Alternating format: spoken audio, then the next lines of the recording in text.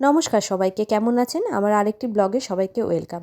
আমি একটি ছোট্ট ব্লগ আপনাদের সামনে এখানে তুলে ধরেছি। আমি সকালবেলা ঘর গুছানোর সময় মনে হলো যে আমার ঘরের একটু কয়েকটা কর্নার গুছিয়েছি, তার মধ্যে এই কর্নারটা প্রথমেই গুছিয়েছি। সকালবেলা যেহেতু রোদটা ভালো ছিল, আমি ঘরের মধ্যে একটু গাছ রাখতে পছন্দই করেছি, আপনাদেরকে বরাবর বলে এসেছি। আর কিছুদিন আগে এই বড় বুশি গাছটা নিয়েছিলাম, তো ওটাকে রিপোর্টিং করিনি, কারণ হচ্ছে যে ওটা প্লাস্টিক পটেই এসেছিলো, তাই আমি আমার সেরামিক পটেই ছিল, আমার সেই সেরামিক পটেই সাজিয়ে গুছিয়ে রেখেছি। আর ঘরের মধ্যে গাছ আর সঙ্গে সেরামিক পট দিলে সত্যিই একটা অন্যরকম সৌন্দর্য ফুটে তোলে। কারণ আর্টিফিশিয়াল গাছ দিয়ে ভালো লাগে, তবে লাইভ প্ল্যান্ট একটা জীবনের একটা অন্যরকম, আর ঘরের মধ্যে গাছ থাকলে একটু ভালো লাগে। যাই হোক, আমি এইসব সেরে নিয়ে আমি একটু স্নান পুজো তাড়াতাড়ি করে নিচ্ছিলাম। আর অনেকটাই দেরি হয়ে গেছিলো, সেই জন্য আমার বড় মেয়েকে বললাম যে তুই একটু ব্রেকফাস্টটা রেডি কর, কারণ ছোটো মেয়েকে নিয়ে স্কুলে যাব। তার পরীক্ষার কিছু কথাবার্তা দিদিভাইদের সাথে বলারও জরুরি ছিল, সেই জন্য ওর বাবাকে পাঠাইনি, আমিই নিয়ে গেছিলাম। আর এইভাবেই আমি আমার সকালের কাজটা সেরে নিয়েছিলাম।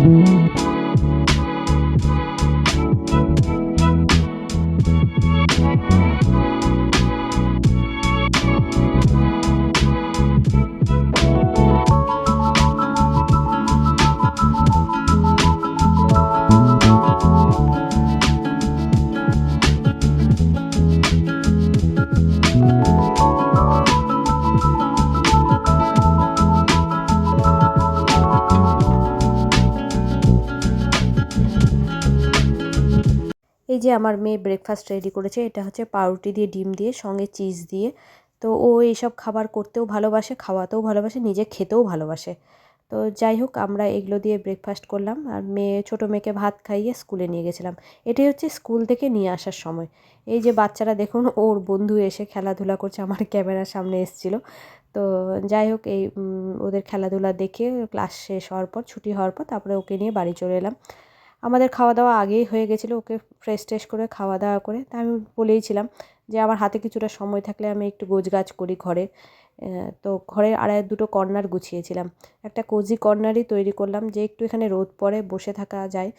তো বিকেলবেলাটা হোক সকালবেলাটা হোক, তো একটু মনে হলো যে একটু তৈরি করা যাক, দেখতেও ভালো লাগে, একটু অন্যরকম লুকও আসে কোনো একটা জায়গা সাজালে। তো এইভাবে আমি ঘরের এই কর্নারটা সাজিয়ে নিয়েছিলাম।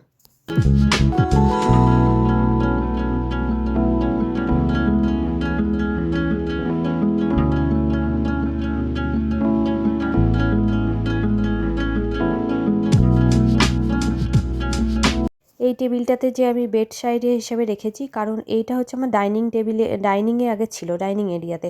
যেহেতু আমার ডাইনিংটা ভীষণই ছোট, তো এটা রাখলে জায়গাটা অনেকটা চেপে যায়।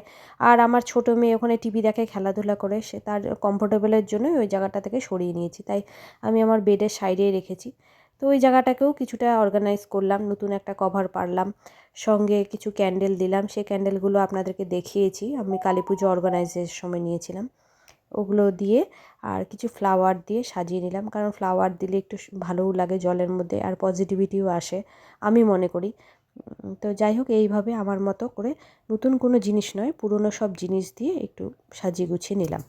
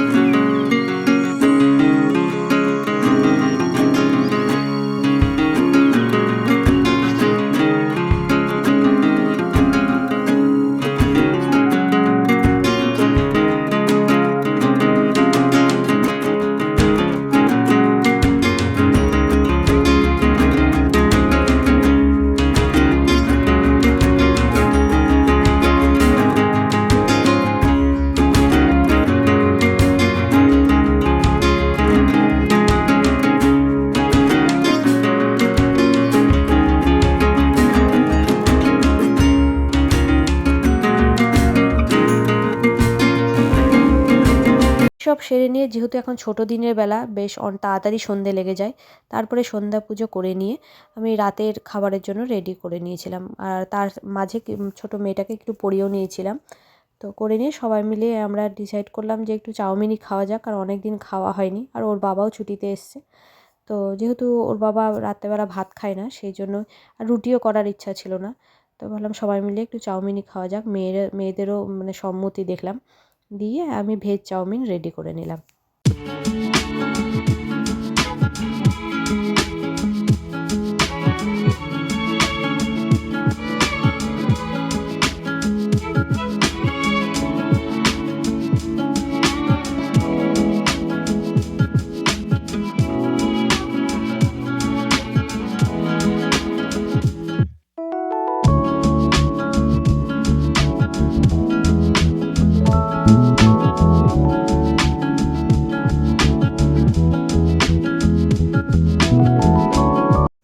আমার এই ব্লগটি যদি ভালো লেগে থাকে তবে লাইক সাবস্ক্রাইব করবেন। তবে আজকের মতো এখানেই, সবাই ভালো থাকবেন, ঈশ্বর সকলের মঙ্গল করুক। তবে আজকের মতো এখানেই, টাটা।